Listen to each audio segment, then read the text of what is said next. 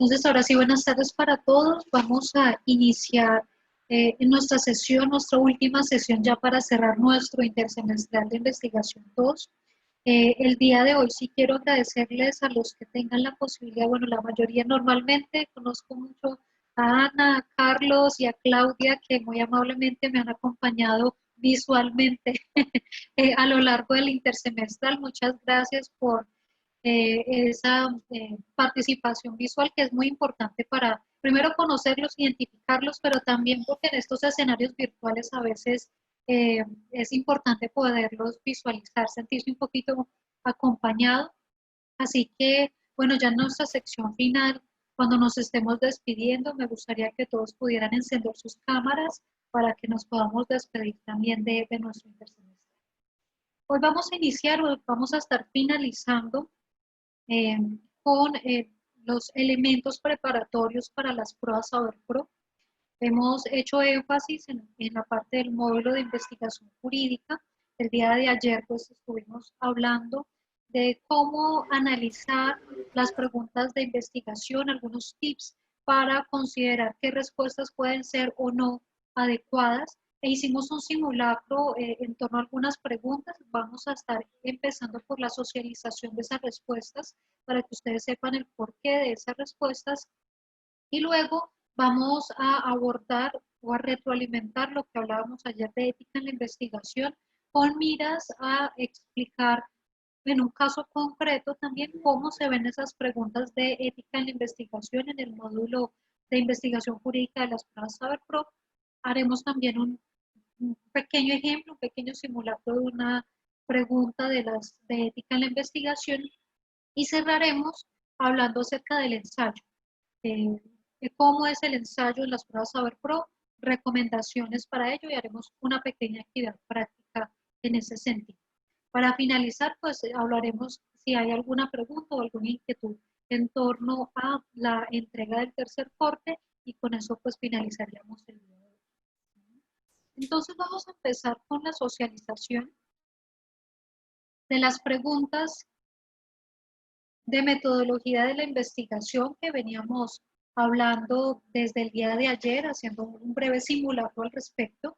Y en ese sentido, pues estuvimos abordando tres preguntas, a partir de las cuales pues determinamos que en general, pues en estas preguntas se encontró cierta fortaleza, de pronto en lectura crítica pareció un poco más difícil, a pesar de que era un texto jurídico, pero ciertamente el módulo de investigación jurídica es un poco más intuitivo, ¿no?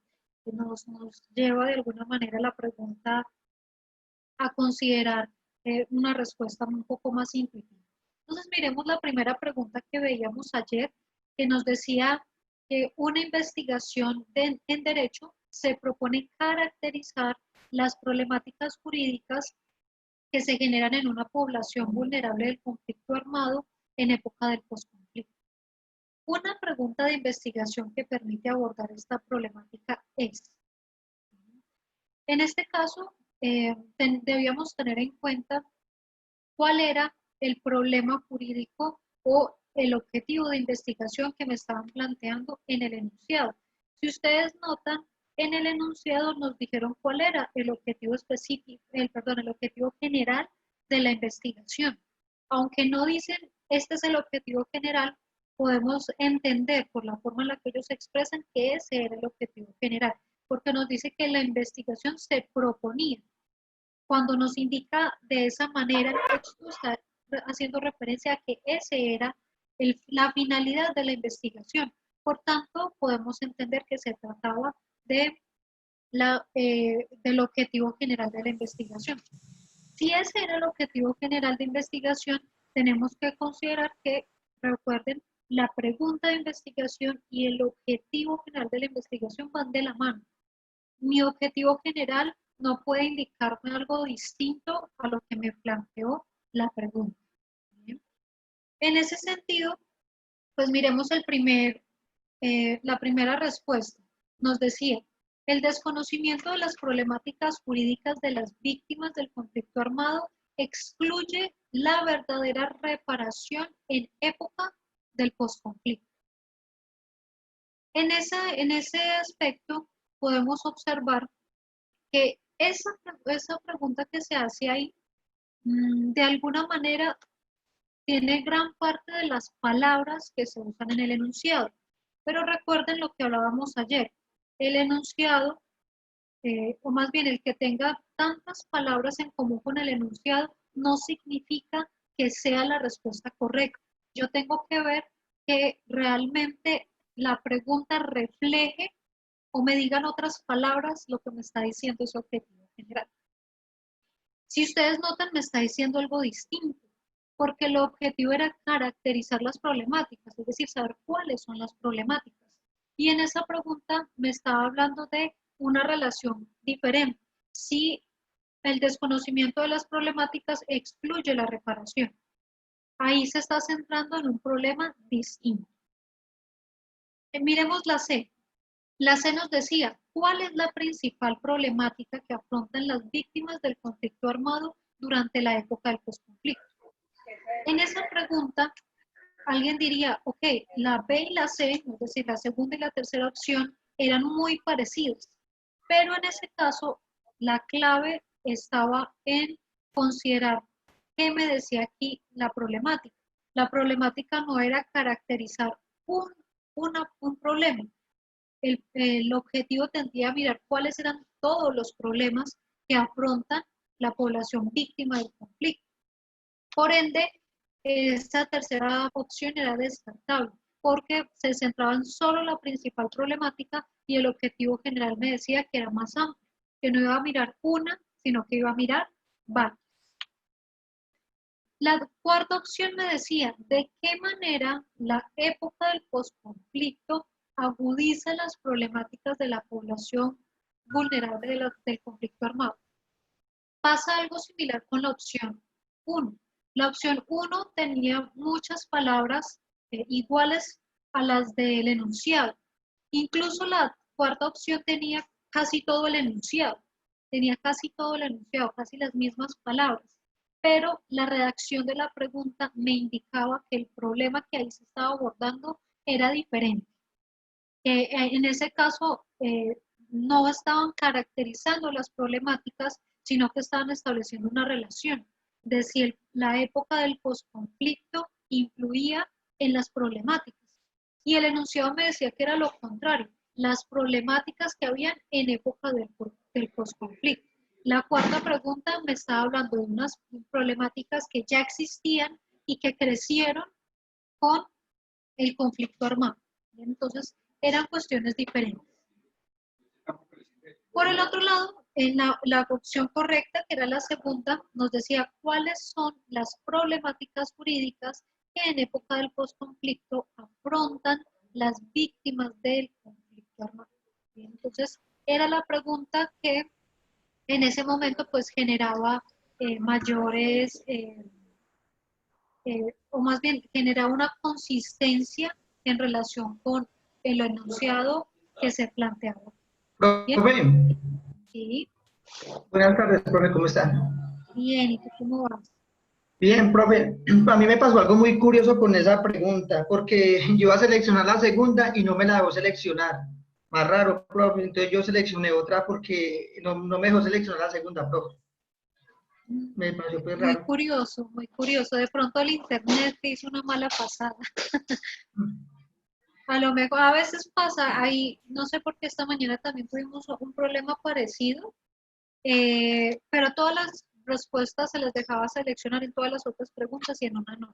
No sé por qué a veces eh, hay como esos fallos. Bien, ¿hay alguna pregunta adicional respecto a esta pregunta? Ok, bueno.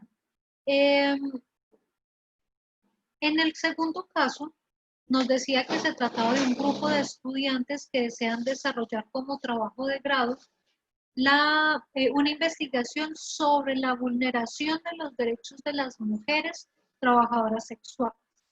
La pregunta de investigación sociojurídica que respondería con exactitud a esta inquietud investigativa es, entonces, en este caso, a diferencia de las otras preguntas que hemos revisado, nos dicen que esta investigación debía ser sociojurídica, es decir, que no bastaba con revisar la fuente del derecho, sino que la pregunta que yo planteara me debía indicar que yo iba a mirar en algún punto la realidad social, es decir, no solo lo que está en la norma, sino cómo se ha aplicado esa norma. Ese es un punto clave para analizar esa pregunta. Y es lo que uno debe tener en cuenta cuando lee el enunciado. ¿Me están diciendo que es algo jurídico o que es algo sociojurídico? Porque eso influye en la forma en la que yo redacto el objetivo. Y seguramente ustedes lo recordarán porque hubo varios grupos con los que ajustamos proyectos que eran sociojurídicos y los convertimos en jurídicos por todo lo que está pasando ahora con la pandemia que no nos permite recolectar la información de manera efectiva. Por lo tanto, es que concluíamos que era necesario, en este caso, pues, eh, transformar la pregunta. Y noten que transformar la pregunta era una cuestión de redacción. En muchos casos, esa redacción iba dirigida, por ejemplo, en algunos casos decían, voy a mirar la efectividad de la política pública de equidad de género en el Quindío. Mirar la efectividad significa que no solamente voy a mirar la fuente del derecho, que sería la política pública en sí misma, sino que voy a ir más allá y voy además a mirar los datos que se dieron en la realidad, es decir, no basta con saber la política pública, yo tengo que saber a cuántos benefició, si los benefició completamente, si ellos se sintieron beneficiados, así que no bastaría con saber la política, tendría que realizar ese trabajo de campo. Si yo solamente dijera, voy a mirar cuál es la política pública que existe, se volvería netamente jurídico, porque no voy a mirar la realidad social, me estoy quedando solo en lo jurídico. Ese es un punto clave para resolver también esta pregunta, tener claro el concepto de jurídico y sociojurídico. Por eso les insistía tanto en eso, porque eso se los preguntan, se los evalúan en las pruebas. No les piden que dígame que es jurídico y dígame que es sociojurídico, no. Simplemente les dicen identifique la pregunta que es sociojurídica. Y para eso, pues hay que tener claro qué significa que la investigación sea sociojurídica. ¿Bien? Entonces, en este caso, nos decían que el proyecto se iba a trabajar en relación con la vulneración de los derechos de las mujeres trabajadoras sexuales. La pregunta tenía que reflejar eso. Y les comento, aquí es donde ustedes pueden ver que en realidad la pregunta correcta casi que no mencionaba más allá del término mujeres trabajadoras sexuales. De resto, todos los términos eran diferentes a lo que me decía el enunciado y sin embargo es la respuesta correcta. Entonces, les insisto, no se confíen en que el enunciado tenga siempre exactamente las mismas palabras del enunciado. Fíjense más bien en el significado, en si está escrito con otras palabras, pero significa lo que me dice aquí el enunciado. En el primer caso, la pregunta me decía, ¿cuáles son las prácticas de higiene implementadas por las trabajadoras sexuales para la prevención de enfermedades de transmisión sexual? Ok, fíjense por ejemplo que en este caso ninguno contestó esa pregunta y seguramente es por lo lógico, ¿no? Aquí incluyeron un factor que no tiene nada que ver con el enunciado. El enunciado quiere saber vulneración de los derechos de las mujeres. No está hablando de las prácticas de higiene. Por tanto, era lógico que se descartara su opción de respuesta.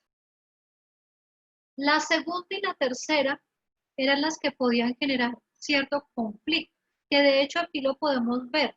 En la segunda opción de respuesta que digamos que está en orden, sería esa, el conflicto entre la segunda y la tercera. Y ya vamos a ver cómo se debía solucionar ese conflicto. Voy a pasar a la cuarta, porque era la que en general era mayormente descartable. Por lo mismo, pues también es como la tercera en orden de votación, ¿no? Y nos decía, ¿qué incidencia tiene el uso de sustancias psicoactivas en la vulneración de los derechos de las trabajadoras sexuales? Entonces, alguien podría haber pensado, bueno, es que en el enunciado me dice, la investigación es sobre vulneración de los derechos de las trabajadoras sexuales. Entonces dirían, ahí mencionan violación, vulneración de los derechos de las trabajadoras sexuales. Debería ser esa la opción correcta, pero no, porque esa pregunta realmente es diferente al enunciado. En el enunciado yo no quiero saber la incidencia de las sustancias psicoactivas. Si eso fuera así, el enunciado me lo tendría que decir explícitamente. Como no me lo dice, puedo descartar esa opción porque realmente la investigación no se enfoca en el uso de sustancias psicoactivas. Es decir, en últimas, esa pregunta de investigación es diferente al enunciado. Me está indicando algo muy distinto, entonces sería descartable. Pero seguramente, pues habrá quedado la inquietud entre la B y la C, entre la segunda y la tercera. La clave La clave para resolver esa duda estaba en el enunciado.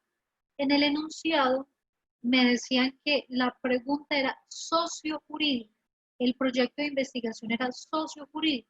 Y resulta que en la opción B, la pregunta de investigación sería netamente jurídica y en la opción C, la investigación se convertía en sociojurídica. Entonces, aunque no les estaban preguntando cómo redacto una pregunta jurídica o cómo redacto una pregunta sociojurídica, indirectamente lo estaban haciendo. Les estaban pidiendo que miraran esa coherencia y necesitaban tener claro el concepto de jurídico y sociojurídico. Veamos la segunda opción de respuesta. Nos decía, ¿en qué leyes internacionales o nacionales se reconocen los derechos de las trabajadoras sexuales? En esa segunda opción, si ustedes notan, es netamente jurídico. Si yo desarrollo esa pregunta de investigación, pues es netamente jurídico, ¿sí? Porque sí, en ese caso, yo puedo estudiar las leyes, pero en donde se reconocen los derechos y sería netamente jurídico, sería netamente jurídico. Y yo necesito algo sociojurídico, ¿no? ¿Por qué es jurídico? Porque la respuesta a esa pregunta de investigación la encuentro en la fuente del derecho que es la ley. No necesito hacer ningún tipo de recolección de información en la realidad social. Adicionalmente, además de que no cumplía con ese factor de ser sociojurídica, si ustedes notan, se quedaba corta ante el objetivo que se tenía, que era relacionada con la vulneración de los derechos de las mujeres trabajadoras sexuales. Esa pregunta de investigación no me llevaba a poder plantear la vulneración de los derechos. Me podía llevar a decir qué derechos tienen, pero no cómo se les estaban violando los derechos. Por ende, miremos qué pasaba con la opción C. En la opción C me decían, ¿de qué manera el Estado colombiano garantiza los derechos de las mujeres trabajadoras sexuales? Ese caso es interesante porque les están diciendo en otras palabras el término vulneración. Alguien diría, no, es que yo no la seleccioné porque no tenía el término vulneración. Pero resulta que cuando la pregunta me está diciendo, ¿de qué manera el Estado garantiza? Recuerden que las preguntas deben ser objetivas, no deben inducir a la respuesta. Entonces la pregunta no se recomendaría que fuera ¿de qué manera el Estado vulnera el derecho? Porque yo ya estoy en esa pregunta sugiriendo que mi respuesta es que el Estado vulnera el derecho. En cambio, si yo la plasmo de una manera imparcial, sería como está allí. ¿De qué manera el Estado garantiza los derechos? Yo puedo responder que el Estado no los garantiza. Y por lo tanto, indirectamente estoy hablando de vulneración, o estoy hablando de vulneración sin utilizar esa palabra. ¿Bien? Entonces, noten que sí. Sin embargo, yo considero de que sí se puede dar a entender de que eso es digamos que la pregunta sería como y una investigación jurídica, porque una forma de responder sería garantizar los derechos, pues porque existe tal ley, o garantizar los derechos porque se creó una política pública, ¿cierto? Pero digamos, en el componente social, no sé cómo desde un componente social se podría responder esa pregunta. Ok.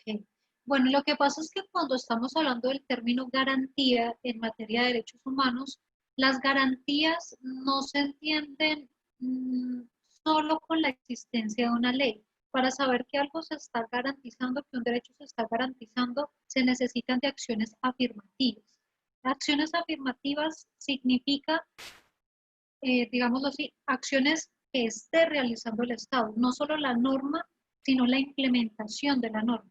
¿Sí? La garantía significa no solo tener la ley, sino porque incluso seguramente ustedes habrán escuchado esa expresión, es que la existencia de la ley no es garantía de los derechos, ¿cierto? Porque la existencia de la ley es importante, pero la garantía va más allá, la garantía va a que se aplique.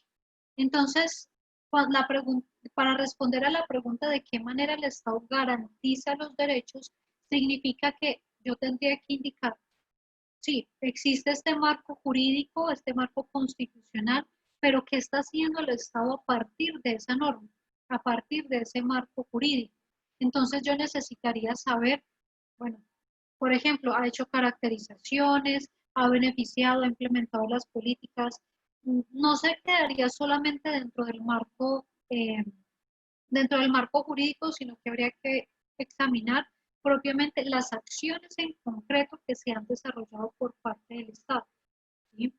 Eh, Ahora, seguramente lo podríamos pensar, ok, pero de pronto tengo esa inquietud. Definitivamente en un proyecto de investigación uno ve todo el diseño metodológico para encontrar esa relación, ¿no? Miro la pregunta, el objetivo general y los objetivos específicos. Y con los objetivos específicos, pues quedaría completamente dilucidado que es sociojurídico, porque en algún objetivo específico se mencionaría algún tipo de acción relacionada con el trabajo, eh, con un trabajo de campo relacionado con recolección que implique o necesite ese tipo de datos. Mm, en el contexto como tal que lo estamos viendo, es la única pregunta que se ajusta a lo enunciado. Es la que más se aproxima, la que tiene más relación. Por eso les decía ayer, en las preguntas de los CICPES, muchas veces van a encontrar preguntas que ustedes dirían, yo encuentro que son jurídicamente viables, que son correctas, pero siempre hay que buscar que la opción que ustedes deben seleccionar es la opción que más se ajuste al enunciado. No solamente debe ser correcta, sino que además se tiene que ajustar al enunciado. Profe, Sí, pero es que esa, ay, no, profe, déjela donde estaba, porfa, profe, qué pena. Yo le comento algo. Es que al inicio del enunciado donde dice que un grupo de estudiantes de Derecho desea desarrollar como trabajo de grado una investigación sobre la vulneración de los derechos de las mujeres trabajadoras sexuales. Entonces ahí es donde lo confundía uno, y uno cree que es netamente jurídica, profe. En el primer no, enunciado está. no porque fíjate que aquí dice que la investigación es sociojurídica. Una Pero cosa, arriba, el objetivo no está arriba, profe. O sea, el objetivo de la investigación de los trabajadores, de los es que, estudiantes. claro, es que ojo, ahí no, en ese enunciado no me dijeron el objetivo exacto, me dijeron el tema. El tema es la vulneración de los derechos de las mujeres trabajadoras sexuales. Y si tú notas, no me dijeron un verbo. A diferencia de la pregunta anterior, que nota que en esta pregunta anterior sí me pusieron un verbo, que era caracterizar. Entonces me dieron el objetivo general puntualmente, porque me dijeron el verbo. En el caso de esta segunda pregunta, ¿cuál fue la situación? Que no me dijeron el objetivo general en concreto, me dijeron el tema. ¿Sí? El tema que era la vulneración de los derechos de las mujeres trabajadoras sexuales, ¿cierto? Ese es el tema. Entonces, ahí realmente me están pidiendo que yo formule el proyecto de investigación a partir de la pregunta. Y para eso me están diciendo el tema. Me dijeron, es la vulneración de los derechos de las trabajadoras sexuales. Y me indican, usted va a formular ese proyecto desde una perspectiva sociojurídica. ¿Sí?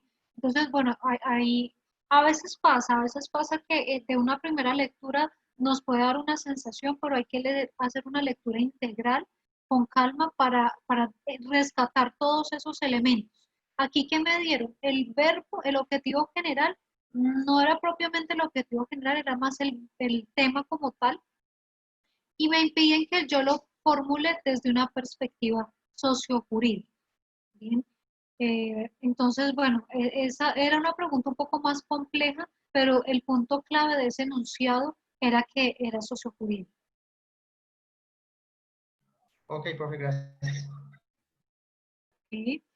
En la siguiente pregunta nos decía, ante el centro de investigaciones en el que trabaja, Lina presentó un proyecto de investigación sociojurídico sobre el delito de acoso sexual.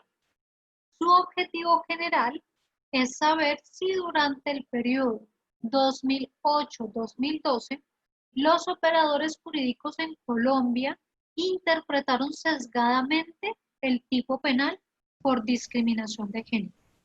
De los siguientes objetivos específicos, el que no desarrolla el objetivo general planteado es. Bueno, esa pregunta tenía, digamos que, unas ventajas. La primera ventaja es que me dijo exactamente cuál era mi objetivo general y me pide a partir de ello establecer su relación o su concordancia con los objetivos específicos.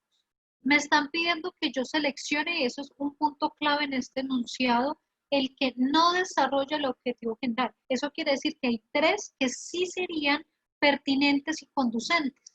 Tendría que descartar aquel que no tenga relación o que no desarrolle de manera directa el objetivo general. Porque recuerden, los objetivos específicos tienen que ser concordantes, pertinentes, tienen que derivarse de ese objetivo general. Si yo digo, es interesante, pero no me ayuda a desarrollar directamente el objetivo general, descarto ese objetivo específico. Ahora, si ustedes notan, este objetivo general me insinúa que mi proyecto de investigación era jurídico o sociojurídico. ¿Qué piensan ustedes?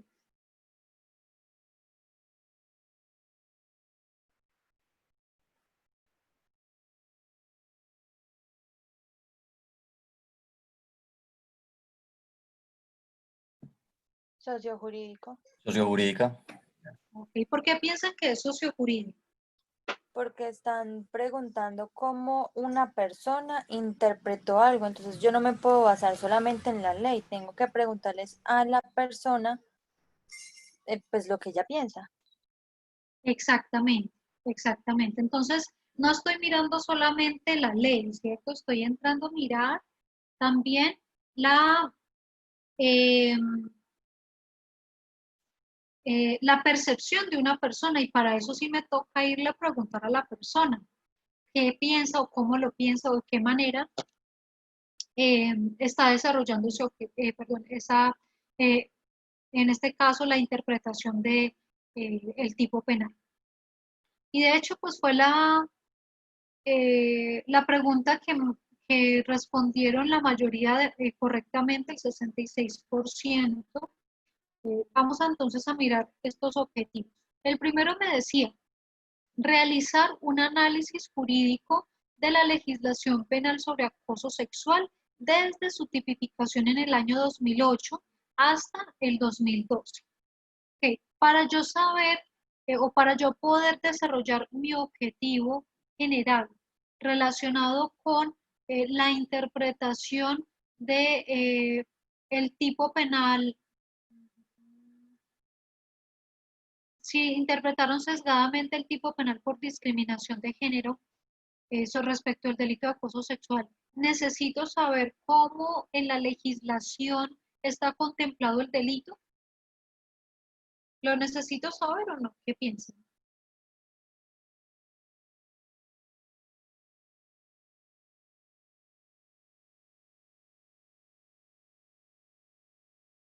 Si yo voy a investigar sobre el delito de acoso sexual, necesito saber cómo el delito de acoso sexual está contemplado en la ley.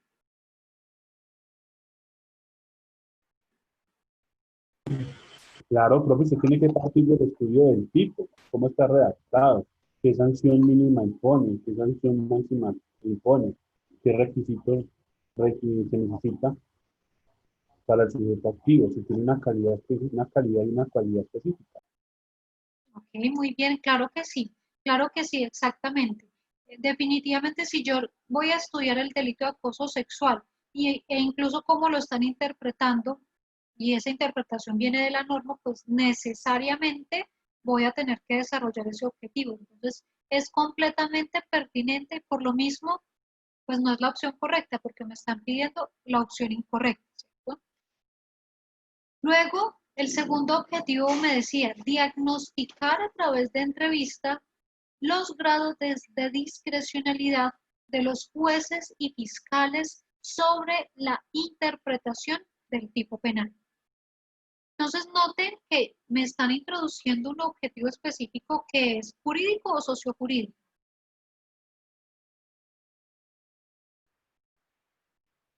Sociojurídicos. Sociojurídico, muy bien. ¿Por qué? Porque me está yendo más allá de la norma y está entrando a explorar la realidad social. ¿Bien? Entonces, desde esa perspectiva, pues definitivamente necesitamos pues, realizar eso y sobre todo porque es pertinente. Yo necesito saber la opinión de ellos para poder determinar si hay una interpretación sesgada. Miremos el cuarto. El cuarto me decía, evaluar el número de condenas y absoluciones que por el delito de acoso sexual se han producido en Colombia durante el periodo de la investigación. Entonces noten que si yo estoy hablando de la interpretación sesgada, ¿cierto? De ese tipo penal por discriminación de género, ya sé cuál fue la percepción de estos operadores judiciales y entro a mirar cómo se falló. Esa parte, ese objetivo es pertinente porque a partir de ese análisis que se está haciendo de este número de condenas, pues voy a establecer. Imagínense que yo entrevisto al juez y el juez a partir de la entrevista determino que sí tiene una percepción sesgada. Y cuando entro a mirar, supongamos, los 3 casos que falló, en los 3 absolvió. Entonces estoy encontrando una relación, porque no solamente en la entrevista encuentro que tiene una percepción sesgada, sino que además falló absolviendo, es decir, efectivamente ese sesgo con el cual interpretó la norma lo aplicó en el caso concreto. Por lo mismo, ese objetivo es completamente pertinente. En cambio, el tercer objetivo me decía que se iba a realizar un análisis comparativo de las legislaciones penales en el mundo acerca de la manera en que aparece tipificado el delito de acoso sexual.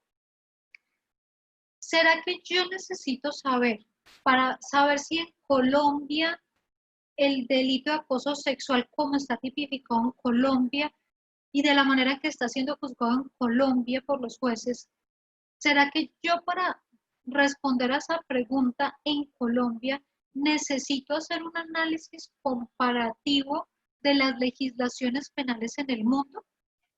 ¿Qué No, profe. piensan ustedes? No lo necesito, yo necesito saber es qué pasa en Colombia. Entrar a hacer ese análisis comparativo, alguien dirá, ok, pero en el marco legal lo puedo hacer.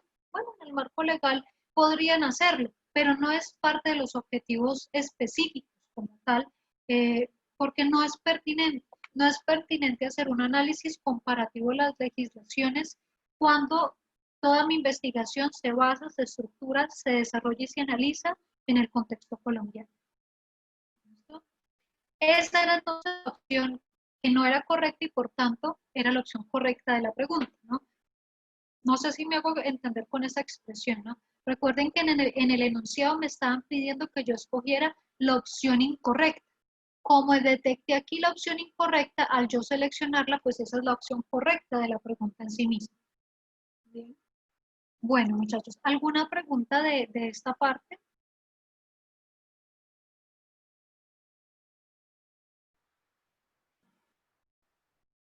No, profe, está bien. Ok. Bueno, si no hay preguntas, entonces vamos a avanzar con nuestra temática que habíamos iniciado en nuestra sesión del día de ayer relacionada con la ética en la investigación.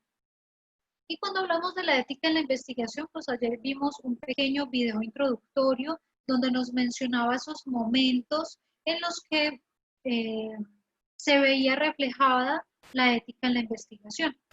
Esos tres momentos eran entonces un primer momento en donde estudiamos la finalidad de la investigación. Eso quiere decir que desde el mismo momento en el que yo estoy estructurando mi investigación, desde ese mismo momento ya estoy pensando o ya debería pensar en los elementos éticos de la investigación. Yo en la finalidad de la investigación voy a considerar por qué estoy haciendo esta investigación. ¿Esa finalidad choca con los derechos de alguna persona? Si choca con los derechos de alguna persona, yo debo considerar de qué manera voy a, digamos, a evitar esa vulneración de esos derechos, o si definitivamente es una finalidad, llamémoslo así, antiética, pues muy seguramente la entidad en donde yo estoy presentando el proyecto me dirá que no me va a financiar la investigación por esas cuestiones éticas. Depende mucho del contexto.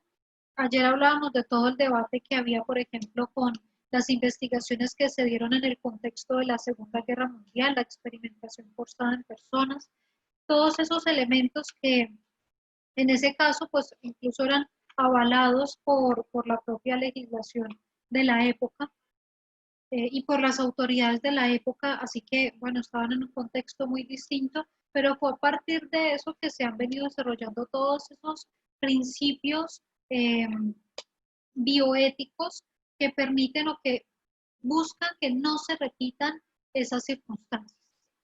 De esa manera, entonces, pues yo debo tener una finalidad clara y la finalidad pues no debe transgredir los principios éticos. El segundo momento, decíamos que eran los medios y los métodos de investigación, que podemos decir que hace referencia también a las técnicas o instrumentos de recolección de información que yo empleo en mi investigación. Desde esa perspectiva, quería mencionarles de pronto un aspecto que nos hacía falta hablar el día de ayer, que tiene que ver con el consentimiento informado. Ese consentimiento informado, seguramente ustedes ya han escuchado ese término por sus clases de criminalística, en donde les hablan desde la parte médico-legal de los consentimientos informados, o si trabajan en el sector de la salud, muy seguramente pues hasta habrán ustedes mismos explicado un consentimiento informado. Quisiera entonces preguntarles a algunos si ustedes han escuchado ese término, consentimiento informado, y si es así, pues, ¿qué es? ¿Qué es para ustedes el consentimiento informado?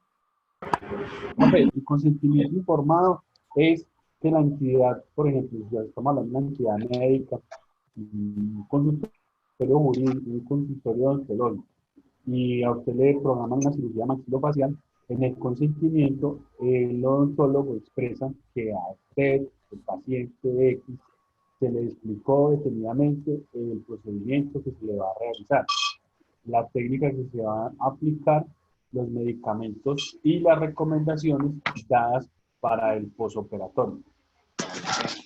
Profe, y no solo eso, sino que también se le explica, se le plasma ya al paciente los riesgos que tiene el procedimiento que se va a realizar. Ok, muchas gracias, Andrea. ¿Sí es? ¿Alguien más que nos quiera comentar algo del consentimiento informado? Bien, cierto. El consentimiento informado es como una autorización que nosotros damos para que revisen nuestra información personal. Ok, también puede darse desde esa perspectiva. Bien, gracias.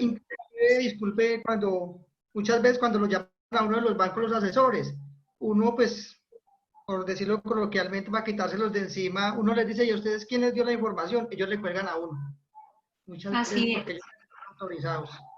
Así es, Julián. Muchas gracias. Ese es un buen ejemplo de donde podemos ver que el consentimiento informado no solamente se da en el campo de la medicina, aunque en principio ha sido allí donde se ha empezado a emplear, cuando si ustedes los han operado, si alguna vez han tenido que ir a medicina legal, pues antes de hacer cualquier cosa, eh, lo primero que hacen es informarles. Por eso se llama consentimiento informado, porque yo voy a aceptar algo a partir de una información que me dan previamente. Es decir, primero me explican y luego consiento, no al revés. ¿Sí? Esa es la lógica del consentimiento informado. Primero me dicen qué me van a hacer, como decía Andrea, cuáles son los riesgos, las posibles consecuencias que puede tener en mi salud, o bueno, dependiendo pues de lo que estemos, en el contexto en el que estemos, pero sí, primero me tienen que explicar todo y luego yo digo si acepto o no acepto. Ah, bueno, es que si no acepta no le operamos. Bueno, pues es la decisión de la persona. En medicina, pues digamos que en el campo de la salud, pues muchas personas dicen, no, pues es que casi que me toca decir que sí, porque si no, no me hacen el procedimiento. Pero hay otros escenarios, como en este caso, que es el campo investigativo, en donde, en donde podemos observar que ese consentimiento es importante, aunque a veces no sabíamos que teníamos que utilizarlo, como pasa muchas veces en el campo de la investigación. Entonces, ese consentimiento informado lo que hace es evitar la utilización indebida de la información y de los datos sensibles. Como lo mencionaba Julián, el banco recolecta datos de uno y muchas veces los bancos tienen alianzas con aseguradoras y les pasan los datos hacia las aseguradoras y nos están tratando de vender un seguro de vida o cualquier cosa. Y sí, yo tengo el derecho de decirle, venga, ¿usted quién les dio los datos míos? Yo no he autorizado que me llamen. Recuerdo alguna vez me pasó con, creo que estaban recién inaugurando el Mojavo o algo y estaban haciendo como ofertas de planes de vacacionales o algo así. Y yo les decía, venga, yo no he ido nunca al Mojavo, ¿de dónde sacaron mi información? Y, no, yo no le puedo decir mi fuente, entonces yo no le puedo dar ningún dato, porque de qué forma están. Incluso me acuerdo que les dije algo muy parecido a lo que decía Julián, sí, porque es cierto, no tienen el derecho a llamarme si yo no he brindado esos datos con esa finalidad. ¿Sí? Y algo similar va a ocurrir en nuestro caso cuando estemos principalmente empleando como técnica de recolección de información la encuesta o la entrevista. Qué pena, profe, yo hago un paréntesis, una inquietud. Si yo participo en un proceso de capacitación y normalmente yo tengo que consignar mis datos en el registro de participación y luego la entidad lo utiliza para hacer alguna actualización o para fomentar o tomar esa base de datos para replicar otro tipo de actividades, ¿es viable eso? Con el tema de... Digamos que depende, sí, esa es una buena pregunta porque a veces pasa mucho cuando uno está llenando formularios y le piden la autorización, depende de, digámoslo así, de cómo establecieron el consentimiento informado en ese documento. Pasa mucho, por ejemplo, los que mejores disclaimers, o sea pues, salvamentos de responsabilidad hacen, son las empresas IT, es decir, de tecnología, de TICs, Google, Facebook, WhatsApp. No sé si ustedes han visto cuando uno empieza a utilizarlas, que les dicen que van a utilizar sus datos y le hace un listado de, de qué van a hacer con esa información. Y uno dice, ok, acepto, a veces ni lo leen, ¿no? Entonces, digo acepto y luego estoy diciendo, ay, pero ¿por qué Facebook hace esto, lo otro? Y resulta que yo ya lo acepté, yo consentí en eso. Pasa mucho en ese tipo de capacitaciones, cuando lo hacen a través de formularios de Google o incluso firmado, que hay un espaciecito en donde deberían decir para qué van a emplear esa información. Si en ese espacio dijeron, la presente información solo se tomará como asistencia, significaría que si me llaman luego para actualizar datos, etcétera, hay un problema. No están utilizando la información de manera indebida porque la están usando para algo diferente a lo que dijeron. Pero si en ese, yo me fijé, resultaba que en el disclaimer, en el salvamento, donde me dicen para qué van a usar la información, me dicen, la presente información será tenida en cuenta para efectos estadísticos y de actualización de datos. De asistencia, actualización de datos. Entonces sí me lo dijeron, sí lo pusieron allí. Y si lo pusieron ahí y yo digamos que acepté así automáticamente o no me fijé ni lo leí, pues digamos que en el texto sí lo decía. Entonces depende de cómo se haya dicho. Ahora, para efectos de investigativos, sí es muy importante que cuando se haga la encuesta, sobre todo si es face to face, ¿no? Porque a veces hay encuestas que se hacen virtualmente, y lo primero que debería aparecer es lo que les decía, el consentimiento informado, es decir, le informo a la persona para qué voy a utilizar la información, e incluso dependiendo del tipo de información que recolecte, yo le puedo dar la posibilidad de que escoja qué finalidad va a tener esa información. Por ejemplo, ustedes han visto, a veces uno se suscribe a determinada página web, cualquier cosa, y, y me dicen, um, usted desea, por ejemplo, supongan que compran un tiquete por avión.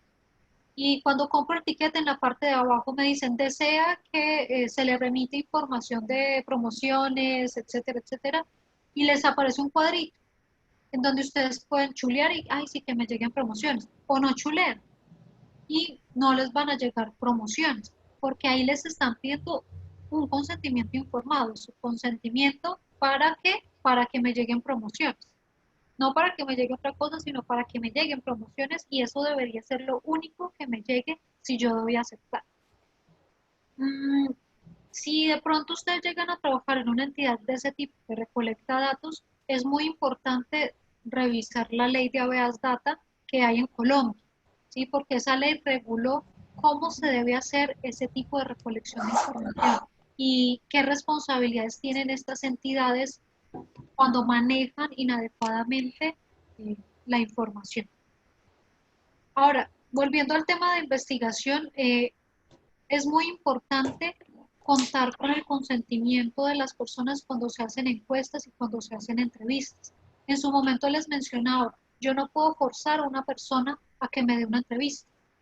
Y si me rinde una entrevista, yo tengo que informarle para qué voy a utilizar esa información, de qué manera la voy a utilizar, y debería preguntarle si cuando esté escribiendo mi informe de investigación o mi artículo o mi tesis, si puedo mencionar su nombre, o prefiere que mencione solo su cargo, o si prefiere que no mencione su nombre. Por ejemplo, hay personas que trabajan con población sensible, víctimas eh, del conflicto o de un delito. Son personas que, o por ejemplo, desmovilizados, pero son personas no solo sensibles con esos datos, sino que incluso divulgar esos datos los puede poner en peligro. Entonces uno tiene que ser muy cuidadoso con ese uso de los datos, y tengo que pensar primero en si yo uso esos datos de alguna manera, eh, qué pasa con la persona, ¿no? Ahora, por ejemplo, estamos trabajando en una investigación en donde es sociojurídica, y estamos ahí debatiendo cómo construir las encuestas, cómo hacer estos consentimientos informados, porque son de temas que son delicados y que pueden ser sensibles dentro de la comunidad. Entonces, ahí es donde uno tiene que pensar mucho, más que en uno como investigador, en qué pasa si la persona, en qué puede pensar la persona, en qué pasa si responde de determinada manera, ¿no? Por ejemplo, hablábamos de una pregunta que decíamos, no, pero es que plantear una pregunta así es casi que la persona me está diciendo que cometió efectivamente un delito electoral. Entonces, es una información delicada, y por eso hay que pensar muy bien las preguntas. Imagínense que ustedes hagan una pregunta en donde le digan a una persona, por decir algo, ¿alguna vez usted ha, eh, eh, por dar un ejemplo muy quizá exagerado, ¿alguna vez usted ha hurtado un elemento de una tienda? Supongamos que sea una investigación de hurto famélico. ¿Ha usted alguna vez hurtado algún alimento para brindar la alimentación de su familia? Y yo no pretendía encontrar, digámoslo así, a delincuentes. Lo que yo quería ver era, por ejemplo, el nivel de hurtos famélicos que existen en la ciudad, por ejemplo. Pero yo haciéndole esa pregunta a la persona, ¿y qué tal que la persona me diga que sí? Y resulta que diciéndome que sí, está diciendo que eso es un delito.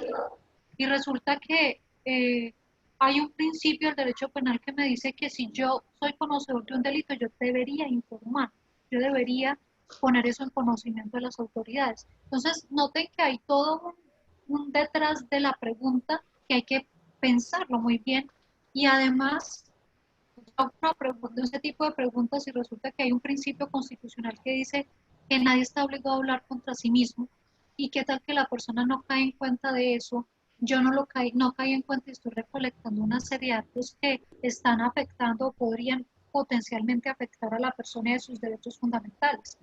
¿Sí?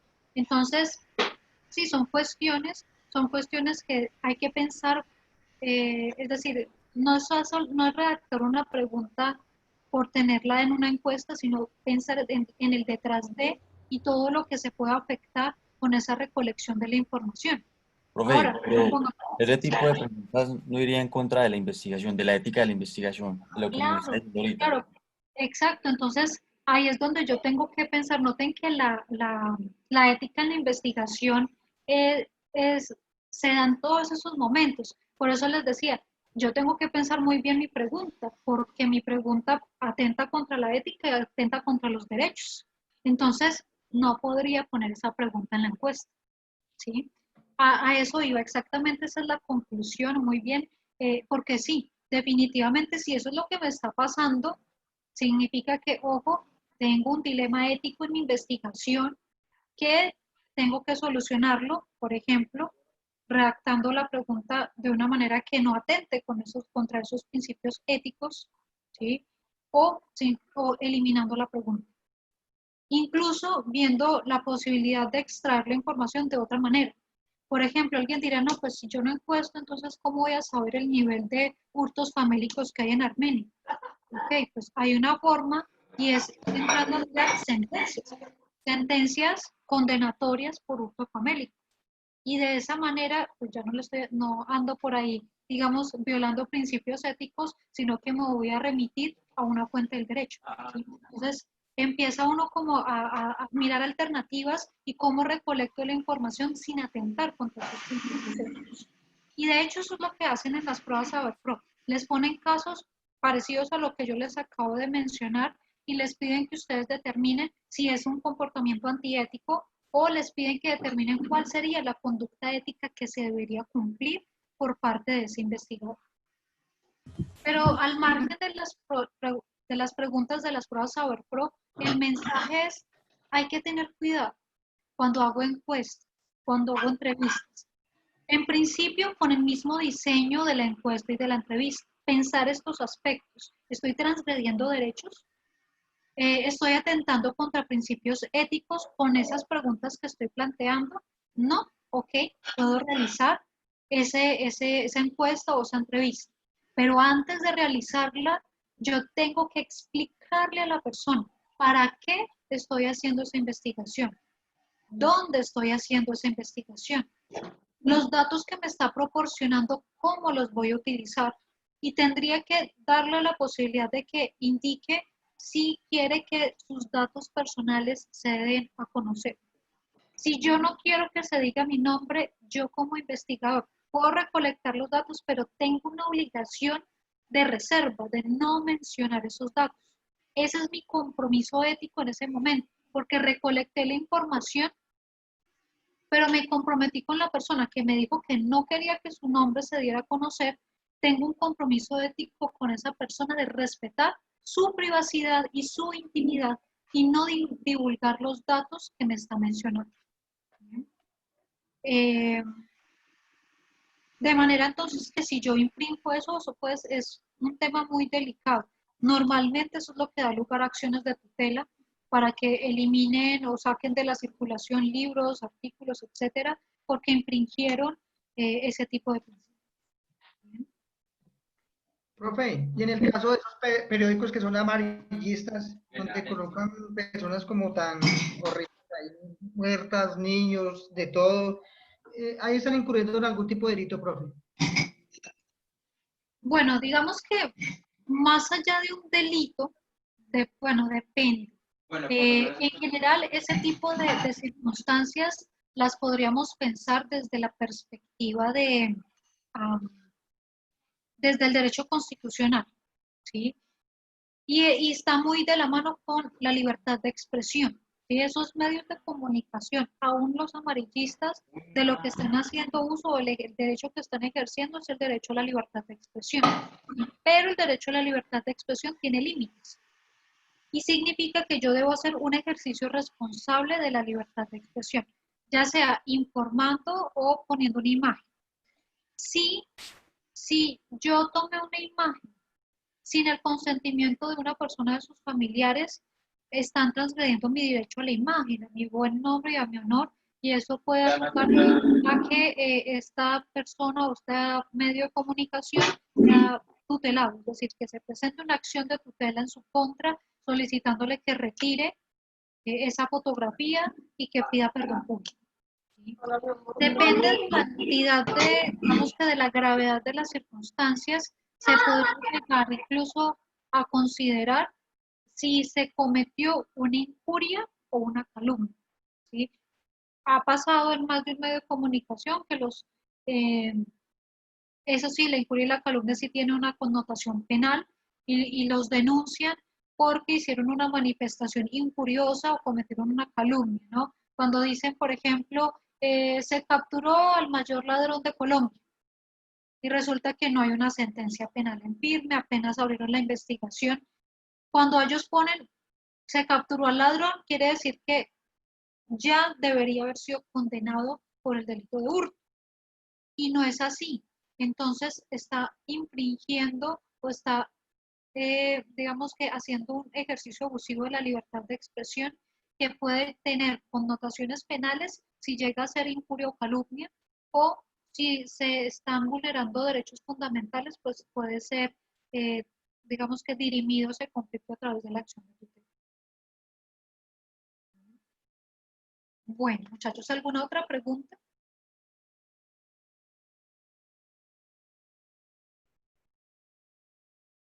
Bien, entonces vamos a hacer un pequeño ejercicio con base en lo que acabamos de hablar. Les voy a mandar este link por el chat de Zoom. Vamos a hacer un ejercicio similar a lo que hemos hecho ayer y antier. Eh, Les voy a mandar el enlace. Vamos a abrir esta vez, pues, por efectos de tiempo, es una sola preguntita. ¿De acuerdo? En esa preguntita, pues, por favor, me van a poner su nombre y su apellido a efectos únicamente de asistencia. Y pues ustedes, por favor, lean la pregunta atentamente y a partir de la lectura de esa pregunta, pues van a dar una respuesta. Es un ejemplo, un modelo de una pregunta de ética en la investigación en relación con pruebas a bordo. ¿Listo? Entonces, bueno, son las 7, es una sola preguntita. Entonces, pues vamos a dar 5 minuticos para que ingresen, lean la pregunta y la resuelvan. ¿De acuerdo? Bueno, son las 7:01, las 7:06. Voy a cerrar la cámara y el micrófono para que puedan abrirlo tranquilamente y concentrarse en la lectura. Y a las 7:06 retomamos. ¿Listo? Profe, ¿me puede enviar otra vez de nuevo el link, por favor? Que es que se me cerró la llamada. Sí, ya te lo mando.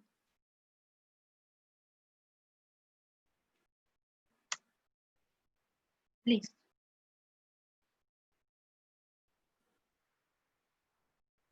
Gracias, profe.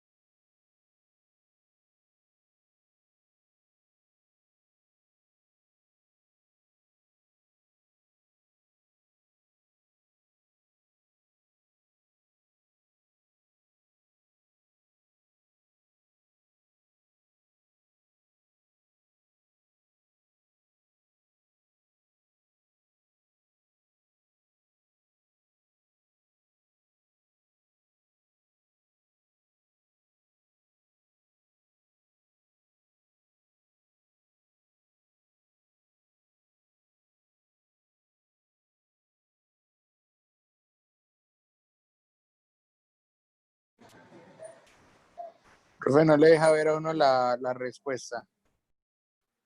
No, ahorita la vamos a socializar. Ah, listo, vale. Solamente era una pregunta, ¿cierto? Sí, solo una pregunta.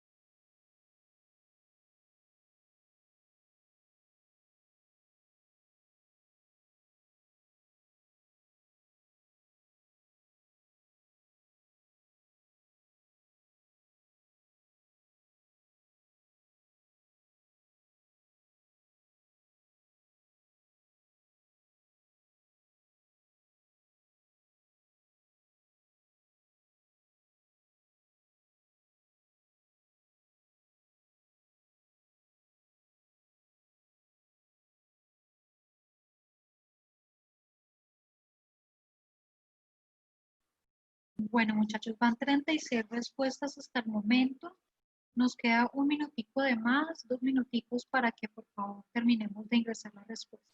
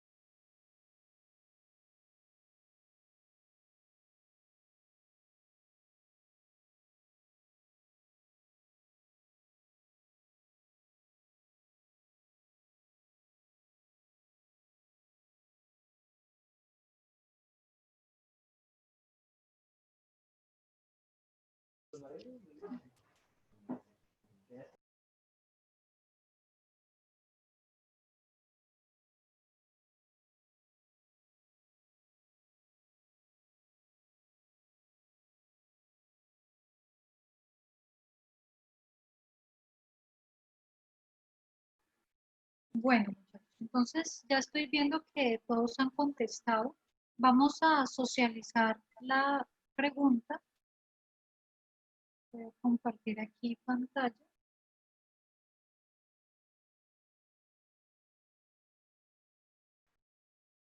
Ok, entonces, me dice aquí que en este caso de las 24 respuestas, el 88% seleccionó la última opción, la D, y el 11% seleccionó la C. Bien, la primera y la segunda, bueno, fueron descartadas, así que vamos a hacer digamos que este ejercicio un poco más rápidamente. Entonces, nos dice aquí que, bueno, ¿alguien me podría leer el enunciado, por favor? Sí, profe. Claro, Luego investigar sobre la efectividad de la tasación de la cuota alimentaria en un municipio de Colombia, se logró establecer que lo fijado no es suficiente para garantizar los derechos de los alimentarios. Para socializar estos resultados y buscar que los alimentantes paguen cuotas más dignas, se plantean varias estrategias de divulgación. La estrategia que sirve al propósito señalado y que no atenta contra principios estéticos es la D. Ok, contra principios éticos, ¿no? contra principios éticos es. Entonces vamos a Eso es. mirar. Ok. Entonces la primera opción nos decía, publicar en un lugar visible de ese municipio la Profe, lista qué de los... pena le interrumpo. Es que yo tengo problemas con el formulario y no lo he podido diligenciar. Entonces, ¿ahí qué hago? Usted ya va a proceder a hacer la respuesta. en el sentido en que no lo puedes abrir o qué dificultad tienes. Sí, es que se me quedó pegado. Entonces, Ok, no hay problema. Igual lo voy a dejar abierto, digamos que lo voy a dejar abierto un par de días más por si pues de pronto hay alguno que no estuvo en clase y también pues no olviden que estos ejercicios que hacemos en clase, aún si los que faltan no los han hecho, hay que hacerlos porque todo eso cuenta dentro del 30% de participación en clase, ¿no? Que bueno, a partir de esa pregunta me lleva a recordarles, ¿no? Esa parte hubo algunos que en el segundo corte las actividades individuales que se hicieron en clase no las enviaron. ¿Sí? Los trabajos que hicimos de norma ZAPA que estuvieron habilitados para entrega, hubo varios que no las entregaron. Y eso, pues, recuerden, hacen parte del 30% de la nota de la participación en clase. Entonces, si faltamos, pues hay que ponernos al día en las actividades. Esas actividades están disponibles en plataforma, por ejemplo, las de norma ZAPA estaban allí disponibles. Estos talleres que hemos hecho están disponibles también en norma ZAPA, entonces, perdón, en la plataforma. Entonces, si alguno ha faltado el lunes, martes y no ha hecho la actividad, por favor ingresen a la plataforma Moodle y hagan el taller, porque eso cuenta dentro de esas actividades del 30% de la nota. Bien. Entonces, hablábamos de esta primera respuesta que nos decía publicar en lugar visible de ese municipio la lista de los demandados por alimentos y su parentesco con los demandantes.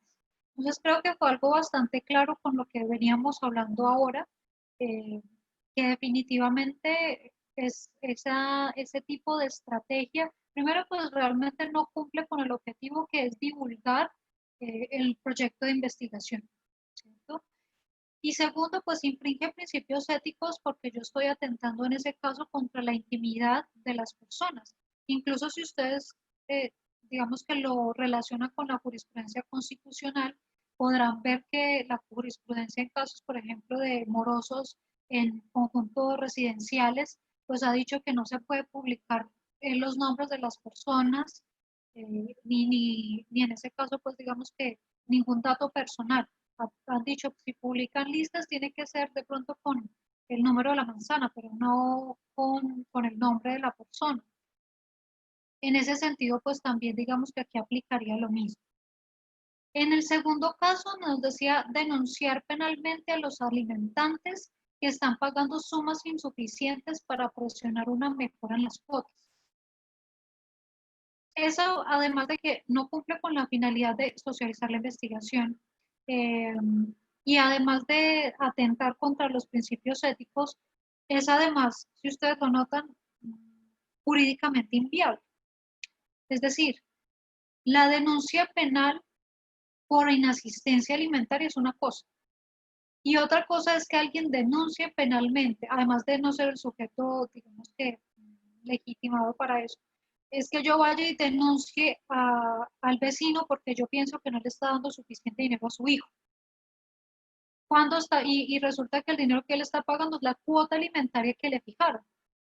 Entonces, no tendría sentido denunciar penalmente a alguien que técnicamente está cumpliendo con su deber porque está pagando la cuota alimentaria que le fijaron. Realmente el sentido, si ustedes notan, el sentido de esa investigación era hacer conciencia en los jueces de familia que están fallando las cuotas, de que las cuotas que están brindando no son suficientes, no son dignas para cumplir, pues digamos que con las necesidades de los niños. La tercera opción nos dice convocar a los cuidadores de los niños beneficiarios de las cuotas alimentarias para que presenten nuevas demandas. Okay. Ahí podríamos pensar, digamos que puede ser que efectivamente en ese caso de esas dos, la C y la D, serían las que se nos prestarían para discusión, ¿no? Estoy entre estas dos. ¿Qué podemos pensar de la opción C? Bueno, lo primero es que no debo olvidar el enunciado. En el enunciado me están pidiendo estrategias de divulgación. Si ustedes notan, en de las tres fases de ética en la investigación, pues sería la tercera, la divulgación de la información. Y convocando a los cuidadores e instándolos a que presenten demandas, pues realmente no se cumple con la finalidad de divulgar la investigación. Por ende, pues no cumple con el enunciado. Además, tendríamos otra situación de duda, ¿cierto? Y es que muchos cuidadores de los niños no son los que tendrían que solicitar la fijación de la cuota de alimentos o la revisión de la cuota de alimentos, porque eso lo debería hacer el representante legal, no el cuidador del niño, porque muchas veces el cuidador del niño no necesariamente es el padre del niño, a veces es otra persona. Y por lo mismo, pues definitivamente no era la opción que respondía adecuadamente a esta. Las perdona, D, como efectivamente la mayoría, el 89% mencionaba, es la opción correcta. Socializar masivamente los resultados de la investigación, destacando la la necesidad y conveniencia de otorgar cuotas alimentarias dignas. Esa sería la que efectivamente cumple con el propósito, que es divulgar la investigación. Y la estoy divulgando de tal manera que estoy mostrando los resultados sin vulnerar principios éticos, porque no estoy difundiendo información de carácter privado, sino los resultados o los hallazgos instando a cuotas alimentarias dignas.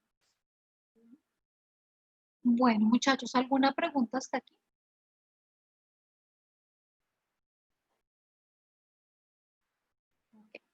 Entonces, si no hay preguntas, vamos a avanzar ya en la última parte de nuestro intersemestral con lo que les mencionaba respecto del ensayo. Y esto van a ser unas pinceladitas en relación con el ensayo, pues porque me parece importante también que ustedes tengan esos tips o esas recomendaciones a efectos de las pruebas Saber Pro.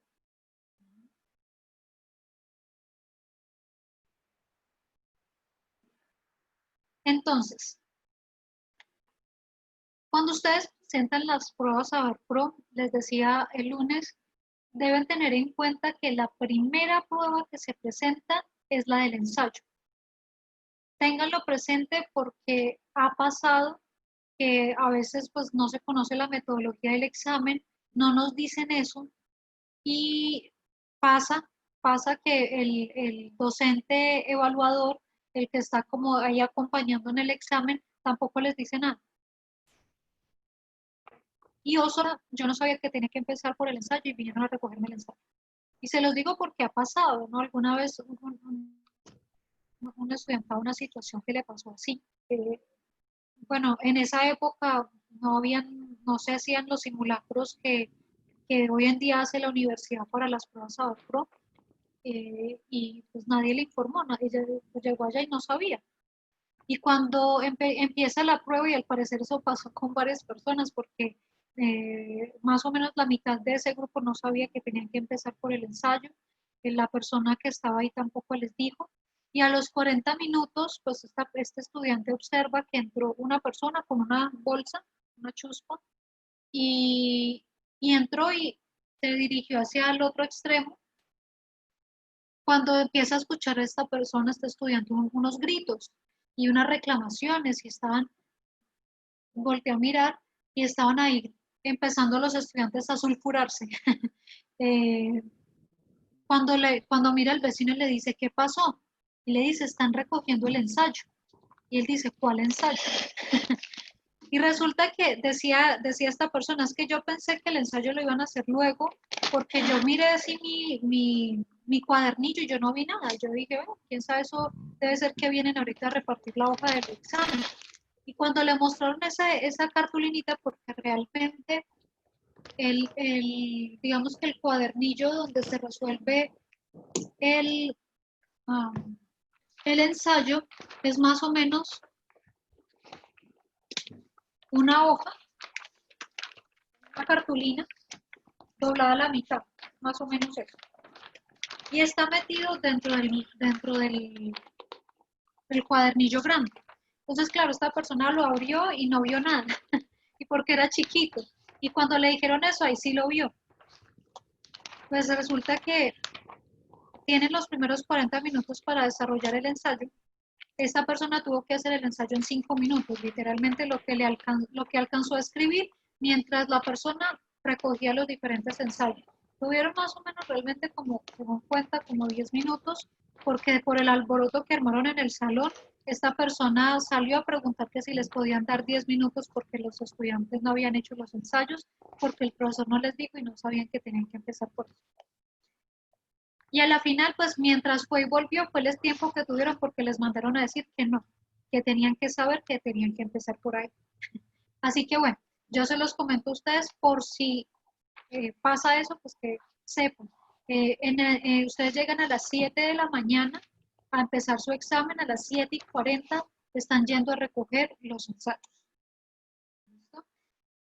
El ensayo de las pruebas SaberPro tiene unas características, unas reglas.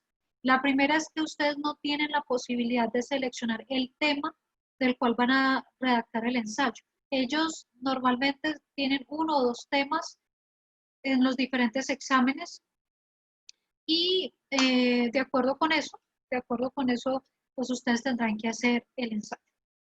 Temas que han salido en los últimos años. Han salido temas como el hurto famélico, salió hace 2 años. Cuando vino el Papa a Colombia, el tema fue sobre eso, la influencia del Papa en la visita que se hizo. Han salido temas como la adopción por parejas del mismo sexo. Si ustedes notan, bueno, en general, los temas de los ensayos suelen ser de circunstancias sociales que se estén viviendo durante ese año. Recomendación, pues lean noticias, vean noticias, lean noticias. Eso les va a ayudar como a tener Este una va a ser pandemia, noción. profe. ¿Cómo? Este va a ser sobre la pandemia. Seguramente el tema, si este año si hay pruebas o seguramente el próximo año, pues seguramente el tema de la pandemia va a ser un tema de ensayo, muy seguramente. Pero pues tengan en cuenta también cómo esas Profe, circunstancias. Sí. yo el año pasado presenté el simulacro y en ningún momento nos dijeron que el ensayo tenía que ser primero. De hecho, lo hicieron de último. Ok, bueno, no sé si han cambiado la dinámica. No sé, ¿alguien ha presentado las pruebas en el último año? Las pruebas SaberPro. ¿Tricolor? Pásele esa orden esa consigna al intendente. Bueno, creo que ninguno de ustedes, bueno, voy a consultar, pero hasta donde supe las últimas pruebas, todavía lo hacían iniciando. ¿Sí? No, pero es bueno saberlo, profe, porque imagínense que le pase a uno, que lleguen por Sí, el por eso ensayo y siempre uno lo no lo es. comento. Por eso siempre lo comento porque pues es una situación grave. De por sí 40 minutos, bueno, eso es lo otro, ¿no? El tiempo no es que ustedes tengan todo el tiempo, son 40 minutos, ¿sí? Y de por sí 40 minutos puede ser un tiempo corto. Uno dice 40 minutos parece suficiente. En general es suficiente para redactar el artículo, el ensayo, siempre que yo tenga claro que es un ensayo, tenga un mediano conocimiento del tema que me dieron, porque a veces ha pasado, por ejemplo, quienes me comentaban de las pruebas de hace 2 años donde les preguntaron del hurto famélico.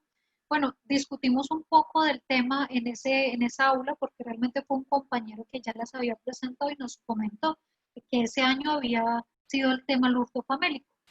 Y por ahí varios de los compañeros dijeron, no, pero si me hubiera tocado a mí, me corchan porque yo no sabía que era el hurto famélico. ¿Sí? Bueno, técnicamente es algo que ha salido hasta en las noticias y que deberíamos saberlo porque es un delito que está tipificado en el Código Penal colombiano.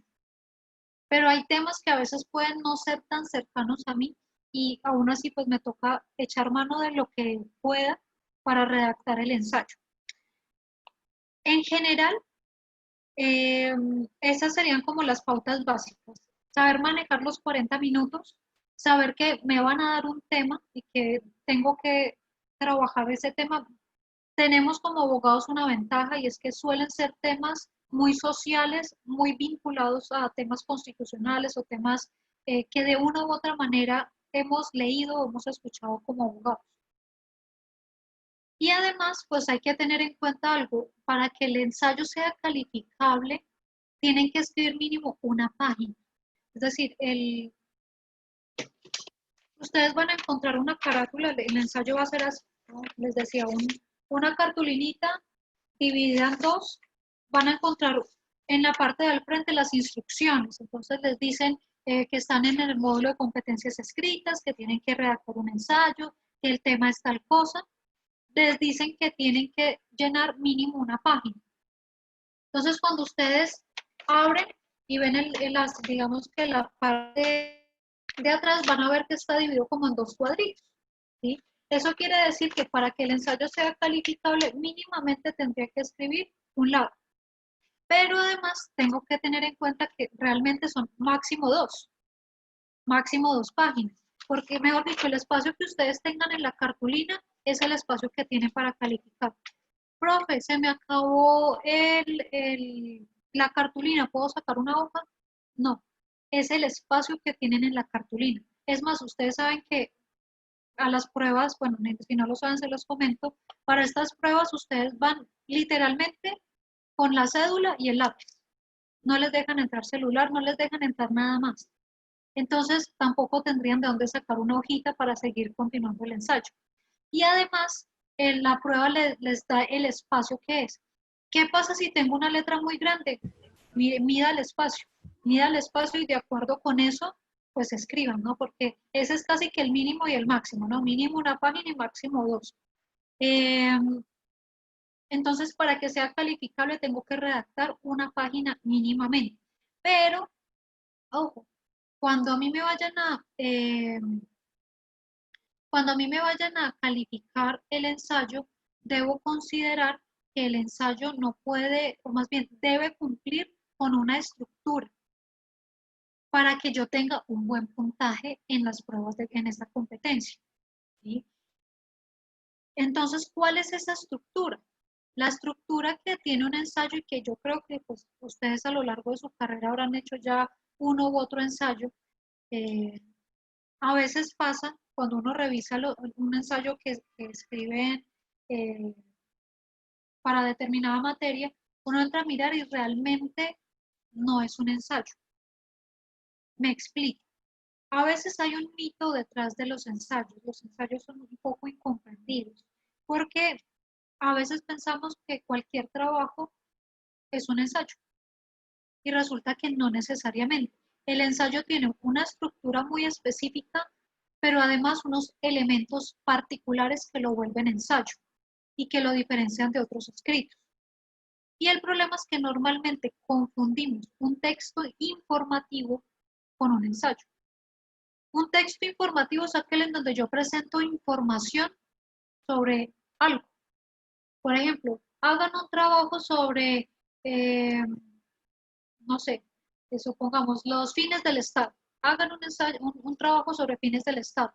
Y ahí ustedes dicen, sí, los fines del Estado los encontramos en el artículo 2 de la Constitución y podemos decir que son estos y son importantes por esto y esto. Y terminan el trabajo. Eso no es un ensayo, eso es un texto informativo.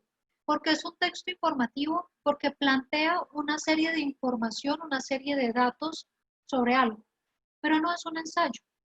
Un ensayo tiene una característica muy importante y es que tiene que reflejar una postura personal. Se desarrolla una tesis, es decir, una postura respecto de algo.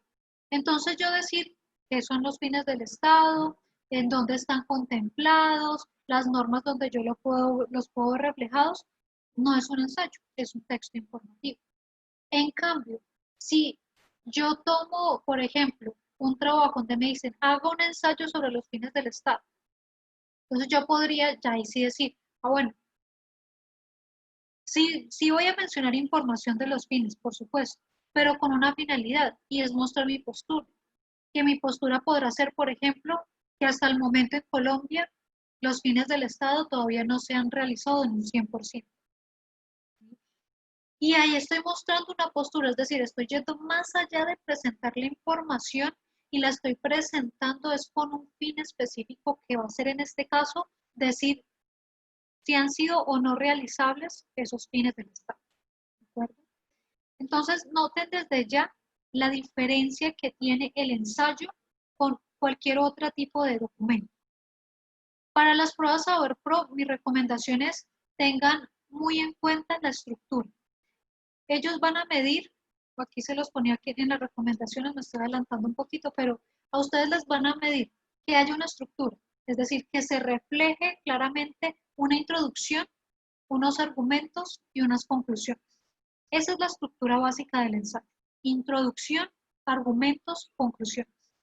Para las pruebas, yo no necesito poner los subtítulos introducción, argumentos, conclusiones. Lo importante es que el primer párrafo refleje una introducción, que en el medio hayan unos argumentos y que al final haya una conclusión. Bien. Un ensayo en prueba Saber Pro diríamos que debería tener más o menos 5 párrafos. Un párrafo de introducción, como les digo, no tengo que poner el subtítulo de introducción. Basta con que en el primer párrafo dé o refleje esa postura o esas ideas que deben estar en la introducción.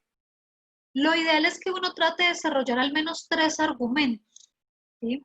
Al menos 3 argumentos, un párrafo por argumento, y que llegue a una conclusión. Entonces, diríamos, para este tipo de ensayo, mínimamente, para que yo cumpla la estructura mínima, debería tener al menos 5 párrafos, uno introductorio, 3 de argumentos y una conclusión, ¿sí? Así yo voy a reflejar una estructura. Ahora, ¿qué hago en ese primer párrafo? En ese párrafo de introducción. Bueno, en ese párrafo de introducción, ya ustedes tienen una primera experiencia con la redacción de su artículo. En esa introducción yo tengo que contextualizar brevemente la problemática, que no es cualquier problemática, es la que ellos me dijeron, ¿cierto? La problemática era el hurto famélico. Recuerden, el hurto famélico es aquel que se comete por el hambre, ¿no? El hurto para comer. Me robo una fruta porque la voy a comer o se la voy a dar a mi familia, ¿sí? Ese es el hurto famélico. Entonces, yo voy a contextualizar. En ese primer párrafo, contextualizo la problemática. Supongamos que voy a decir que hay sectores desfavorecidos dentro de la sociedad que muchas veces por falta de recursos económicos se ven en la necesidad de hurtar alimentos a una empresa o a una persona para poder alimentarse a sí mismo y a los demás, o a su familia. Ahí contextualicé. Luego, esa contextualización tengo que enlazarla con la tesis o con la postura que yo voy a reflejar o lo que yo voy a decir dentro de mi documento. ¿Listo? Por ejemplo, a partir de lo anterior, en el presente ensayo se defenderá la tesis de que el hurto famélico debería ser despenalizado del ordenamiento jurídico colombiano. O podría defender la tesis contraria, ¿no? En el presente ensayo se defenderá la tesis de que es válido que el Estado colombiano penalice el hurto famélico. ¿Bien? ¿De quién depende la postura? De ustedes. A ustedes les van a mostrar un tema y normalmente les preguntan si es válido algo, ¿no? ¿Es válido en Colombia la penalización del hurto famélico? ¿Ok? Ustedes van a tomar su postura, si es válido o no es válido.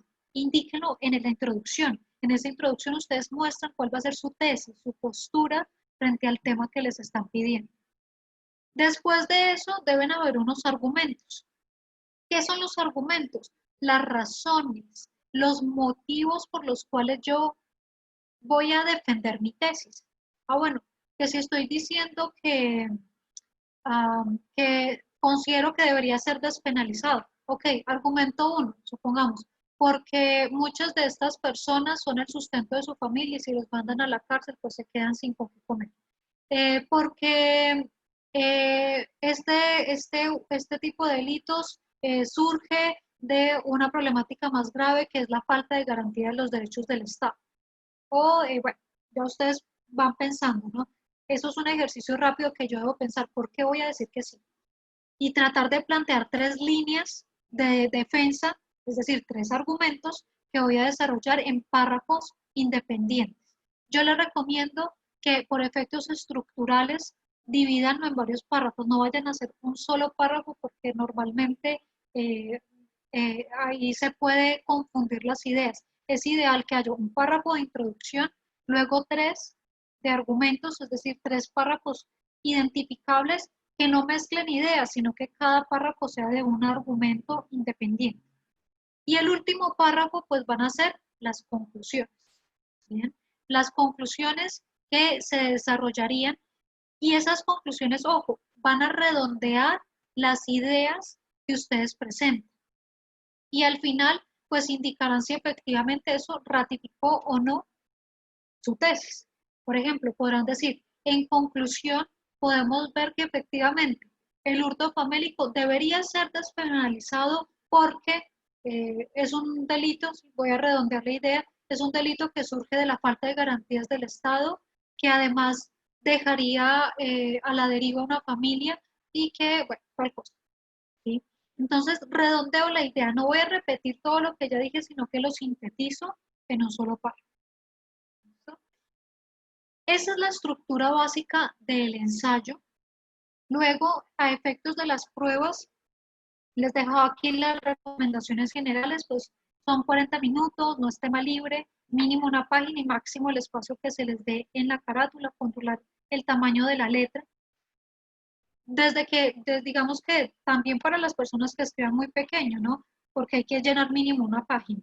Y para quienes escriban muy grandes, pues no excederse porque se les puede acabar el espacio y no es conveniente que el ensayo quede incompleto. Bueno, recomendaciones: leer noticias, desarrollar ideas claras, no utilizar párrafos tan densos. Y ojo, un criterio que miden en las pruebas es la ortografía y los signos de puntuación. Y los conectores, por supuesto, el uso de conectores.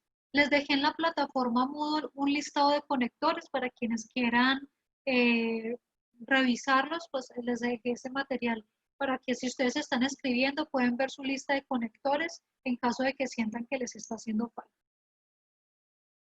Bueno, estas diapositivas se las voy a dejar también en la plataforma Moodle si las quieren retroalimentar posteriormente. Ya por efectos de tiempo, pues no podemos hablar propiamente de recomendaciones en general de ortografía, como por ejemplo, pues el uso de las comas. Ya ustedes saben que las comas son muy importantes, el uso de las tildes. Las tildes cambian completamente el sentido de una oración, de una frase, de una expresión, ¿cierto? Aquí, por ejemplo, el bebé es diferente a decir el bebé, ¿sí? Entonces la tilde cambia completamente el sentido. En este caso también no es lo mismo revólver que revolver, ¿sí? La pronunciación depende también de las tildes. Bueno, aquí les dejaba unas recomendaciones frente a palabras agudas, graves, esdrújulas y sobreesdrújulas y sus reglas. Bueno, ahí les quedan en las diapositivas. Les recomiendo acá un pequeño enlace de interés sobre si quieren revisar un poco el tema de las tildes. Y bueno, para finalizar, una recomendación básica que yo les daría para efectos de la construcción de su ensayo, digamos ya propiamente para las pruebas. ¿Cuál es la recomendación? Bueno, la recomendación es que antes de ustedes empezar a redactar, hagan un mapa mental, o en este caso un pequeño esquema de la forma en la que ustedes van a redactar el ensayo. Esto es algo que se hace en 5 minutos, no se gasten más de 5 minutos porque realmente esto es lo que les va a permitir estructurar su documento para que no escribamos, digámoslo así, para que no escribamos a la deriva, sino que escribamos ordenadamente, porque la secuencia y la hilación de las ideas es muy importante dentro de este tipo de contexto. Entonces, bueno, desde esa perspectiva, lo que hay que considerar en este caso es, primero, ¿cuál fue el tema que me propuso las pruebas? ¿Sí? Normalmente, pues siempre les van a dar un tema y normalmente una pregunta, ¿no? ¿Es válido o no el hurto famélico en Colombia? ¿Cierto? Entonces, me dan un tema, yo de ese tema voy a tener que tomar una postura, ¿ok? ¿Cuál va a ser la postura que yo voy a tomar? Y a partir de la postura, entonces yo voy a plantear mis líneas de defensa, ¿no? Bueno, ¿cuál es mi primer argumento? ¿Cuál va a ser mi idea? Ah, ok, no, es la falta de garantías del Estado. Listo, ese va a ser mi primer argumento. Segundo argumento, no, pues dejo a la familia sin comer. Okay, ese va a ser mi segundo párrafo, va a ser sobre eso. Mi tercer argumento, ok, ¿qué más puedo decir sobre eso? No, pues no encuentro nada más que decir, pero ese segundo argumento lo podría ampliar un poquito más para que sean 2 párrafos. Se puede hacer perfectamente. Supongamos que, oh sorpresa, es un tema que ustedes manejan súper bien, hasta recordarán una sentencia de la Corte Constitucional o a determinada persona, han leído del tema. ¿Será que yo puedo entonces mencionar la Corte Constitucional ha dicho tal cosa? ¿Por qué no? Si ustedes lo saben, les tocó, les favoreció el tema, era algo que ustedes manejaban, tienen claro, hasta acordarán el número de la sentencia. Bueno, de pronto eso puede generar suspicacias, pero si son estudiantes de derecho, pues no estaría mal que yo diga, sí, la Corte Constitucional ha mencionado que hay que proteger a los sujetos de especial protección constitucional, como los adultos mayores, ¿sí? Cosas, esas líneas generales que son tintes de su carrera, es decir, elementos que han quedado de la carrera, es perfectamente factible que ustedes lo incluyan como parte de sus argumentos. Y les doy aquí un pequeño ejemplo, ¿sí? Supongamos que, como alguien nos decía, el tema sea la influencia del COVID en las familias colombianas. ¿Será que el COVID ha tenido influencia en las familias colombianas? Bueno, voy a tomar, si mi postura va a ser que sí ha influido. El COVID sí ha influido en las familias desde lo económico, lo social y lo cultural. Bueno, voy a desarrollar 3 argumentos. Un argumento que se va a basar en lo económico. Hay falta de empleo, hay falta de comida, la gente no ha tenido con qué pagar los servicios públicos, no han tenido con qué pagar el arrendamiento. Voy a desarrollar un primer párrafo donde voy a decir si ha influido desde lo económico y voy a hablar de esos aspectos. Ah, ¿qué pasa si yo desarrollo ese argumento en 2 párrafos? ¿Puedo hacerlo? Claro. Yo podría mencionar o desarrollarlo desde esa perspectiva. Es decir, sí ha tenido una influencia económica y lo podemos ver por un lado en la falta de dinero y en la falta de empleo, por decir algo. Entonces voy a hacer un párrafo de falta de dinero y un párrafo de falta eh, de empleo. Lo puedo hacer, ¿sí? ¿Que lo puedo hacer en un solo párrafo? Sí, lo puedo hacer en un solo párrafo. Realmente ahí va a ser más una cuestión de estilo, una cuestión de redacción. Lo importante sería que no mezcle ideas. Por ejemplo, que si yo digo en el Verificar párrafo, entonces que este man haga libro de franquicia, ¿no? Solo quedó. por ejemplo, que si yo estoy diciendo que tiene una influencia económica, entonces en ese párrafo voy a hablar solo de la influencia económica, no lo voy a mezclar con mis otros argumentos. Cuando ya vaya a hablar de mis otros argumentos, pues hago los siguientes párrafos. Ya voy a pasar al siguiente párrafo. Ok, hay una influencia social. ¿Por qué? Porque, bueno, porque ha habido cuarentena. Esa cuarentena ha incluido nuevas formas de comunicación, como lo que tenemos en estos momentos. Ha evidenciado una dicotomía entre solidaridad y egoísmo. Okay. Y un tercer argumento en donde voy a hablar de la parte cultural, ¿cierto? La parte cultural en donde se pone de relieve las problemáticas como la violencia intrafamiliar, como de pronto la falta de conciencia social, en fin. Ya ustedes mirarán pues, cuál será propiamente su argumento. Pero si ustedes hacen este cuadrito o si hacen un esquema como ustedes lo prefieran, antes de empezar a redactar, ya ustedes con esas ideas claras va a ser más fácil redactar. Si no, muy seguramente termino escribiendo en desorden, termino, pues digamos que teniendo dificultades para decir, ¿y ahora qué sigue? ¿Qué más digo? Se me olvida hasta redactar conclusiones. Ah, y les recomiendo algo también para las pruebas Saber Pro. Pónganle un título, pongan un título al ensayo, ¿sí? Una vez hayan terminado de redactar, pónganle un titulito. Ese título refleja que tienen un nivel más avanzado de redacción de ensayos, porque al indicar un título estoy señalando que conozco la estructura del ensayo y que sé que empieza por un título. ¿Sí?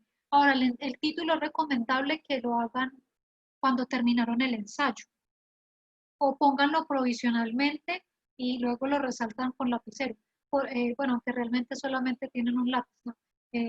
Pónganlo provisionalmente y luego revísenlo, porque a veces empezamos con una idea y luego el título ya no es como tan coherente con el contenido.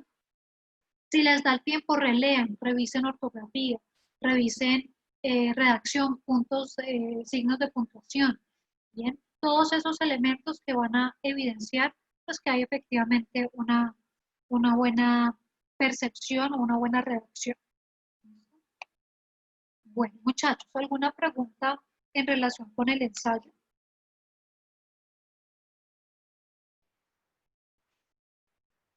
Entonces, si no hay preguntas, okay, si no hay preguntas, pues vamos a hacer una actividad final. Que si de pronto no nos da todo el tiempo, igual la actividad va a quedar abierta para que pues tengan, digamos que todas estas actividades que hemos hecho esta semana van a estar abiertas hasta el viernes hasta las 12.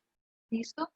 Para que si hay alguno que ha faltado a la clase, no ha estado, por favor hagan las actividades porque recuerden que hacen parte del 30% de la nota.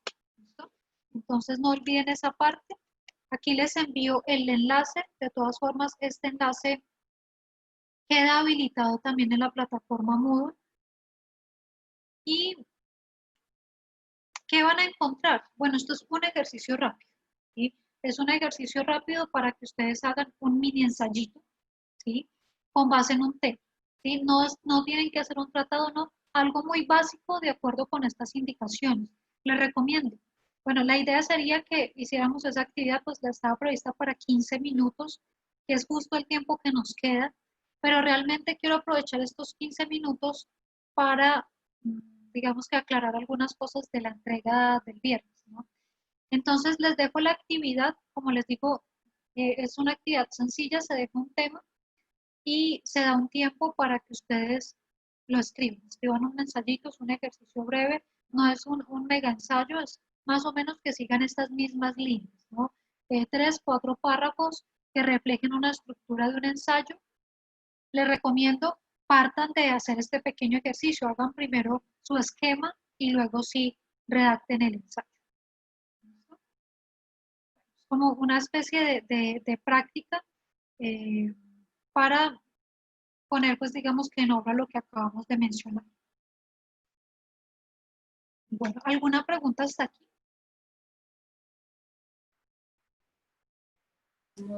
Profe, esa última actividad, ¿hasta cuándo hay tiempo para hacerla? También queda habilitada hasta el viernes. La ideal es que aprovecháramos estos 15 minutos, pero me va a tomar otros 5 minutos para que finalicemos con la sesión, recordando que en la plataforma Moodle queda habilitada, ahorita después de clase lo doy como visible, queda habilitada la actividad de la entrega del el informe final, el artículo final. Recuerden que pues lo voy a habilitar ahora, pero va a estar abierto hasta el viernes a medianoche para que ustedes puedan hacer la correspondiente entrega. Ahora, si sienten que está un poco encima, igual lo puedo dejar abierto hasta el sábado, porque bueno, creo que no hay inconveniente en calificarlo, digamos que hacer lo mismo que esta semana y calificar entre domingo, lunes y martes para poderle subir las notas. Así que bueno, lo voy a dejar habilitado hasta el sábado para que ustedes tengan el suficiente tiempo. Yo sé que ya varios tienen muy adelantada el artículo, pero también es como para dar el tiempo de tal manera que si llegan a necesitar alguna asesoría, recuerden que por el grupo de WhatsApp está habilitado unos horarios de asesoría. Si alguno lo necesita, revise por favor el horario. Si de pronto no se adecúan a sus horarios, escríbanme por interno y agendamos otro horario, otro espacio si necesitan la asesoría. No olviden también que a sus correos electrónicos el día de ayer envié las observaciones del segundo corte. Por favor, revísenlas porque para esa entrega final es necesario incluir las correcciones del segundo corte. En general, la mayoría de los grupos siguieron las instrucciones que se dieron, de manera que las observaciones tienden a ser muy de forma, ¿no? De pronto corregir una cita, en algunos casos, por ejemplo, agregar una fuente porque solamente desarrollaron una o dos fuentes.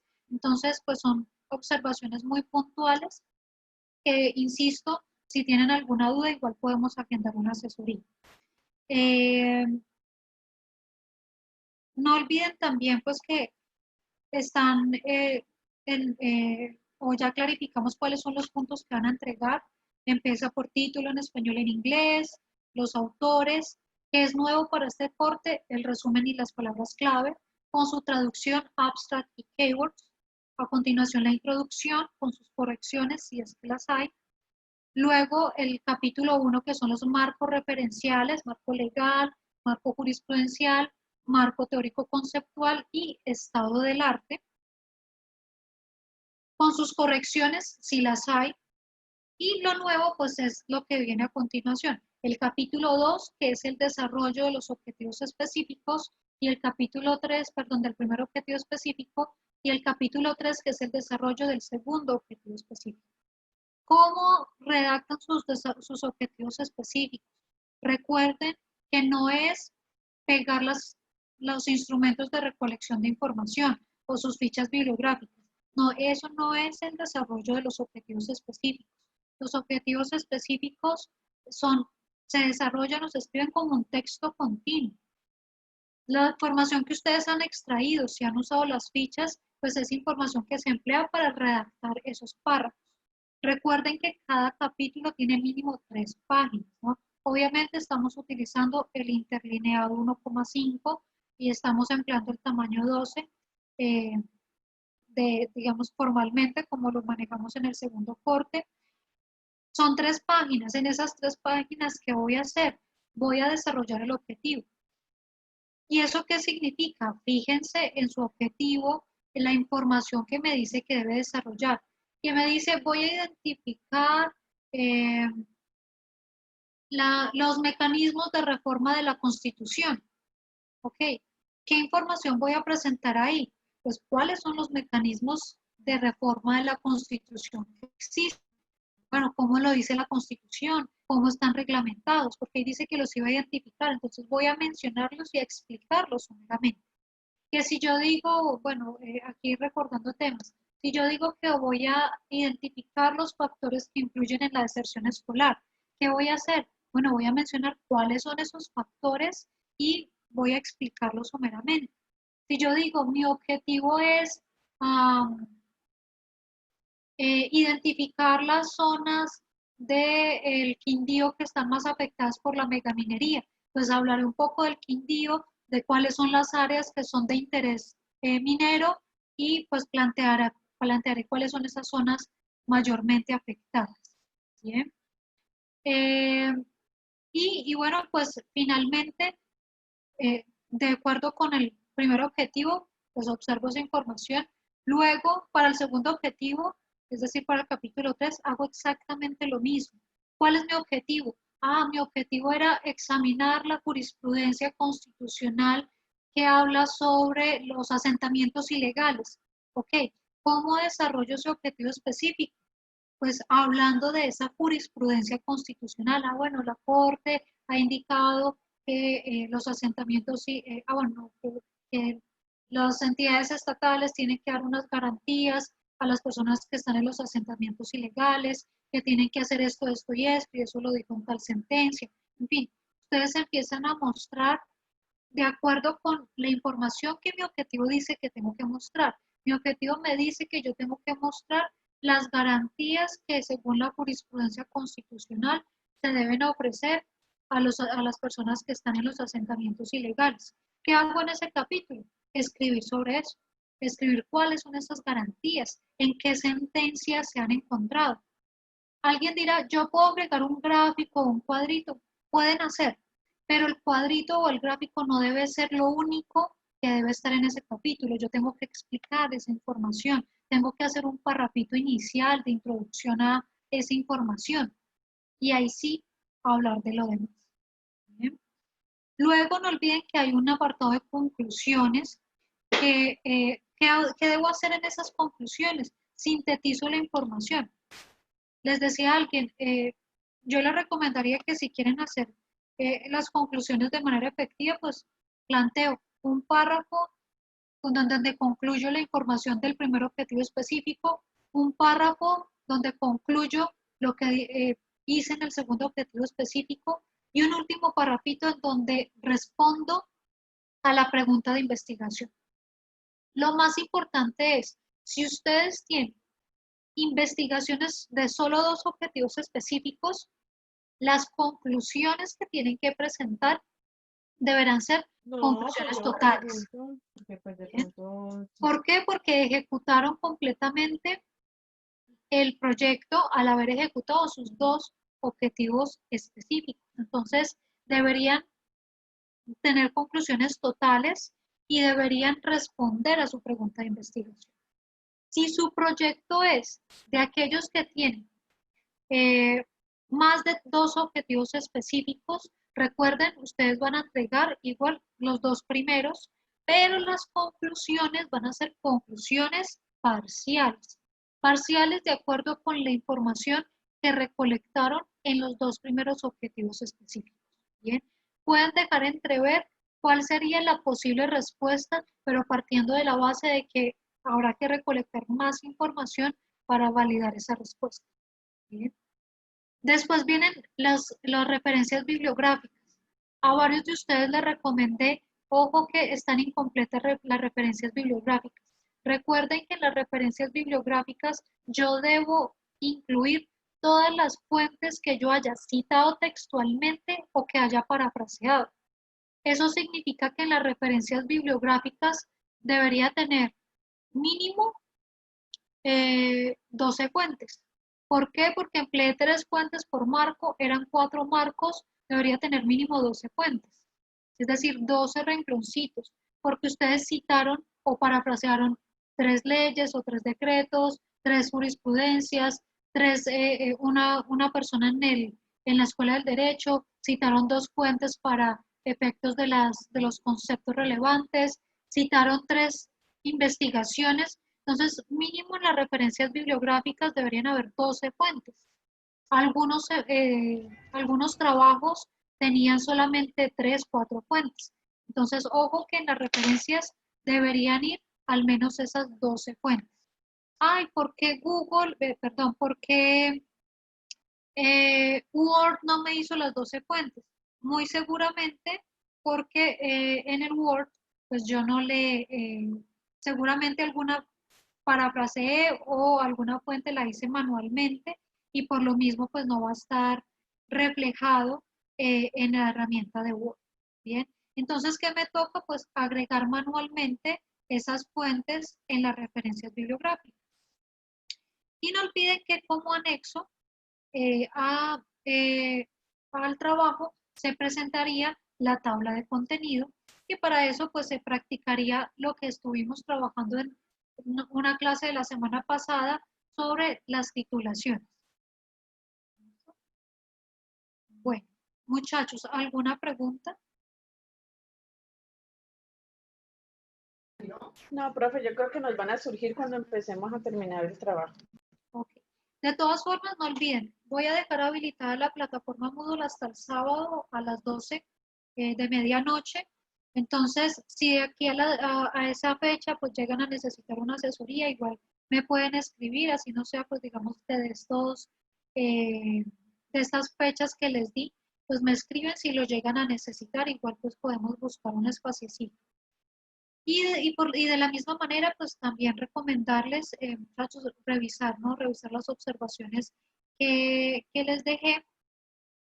Y bueno, pues en lo demás, pues muchas gracias por su participación. Pues para despedirnos, quisiera pedirles a los que están conectados,